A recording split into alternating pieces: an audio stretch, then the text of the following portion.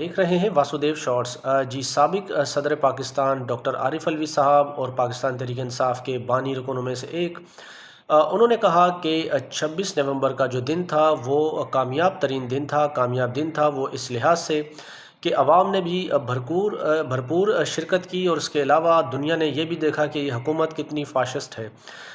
اس کے علاوہ وہ کہتے ہیں کہ 8 فروری جو یوم احتجاج کی کال تحریک انصاف نے دی ہے، یہ ضرور کامیاب ہوگی، احتجاج ہوگا اور بھرپور احتجاج ہوگا، ایسا کہنا تھا سابق صدر عارف الوی صاحب کا۔ اس کے علاوہ چودھری اعتزاز احسن صاحب کا کہنا ہے کہ پوری دنیا جانتی ہے کہ 8 فروری کا جو انتخاب ہے وہ پاکستان تحریک انصاف نے جیتا۔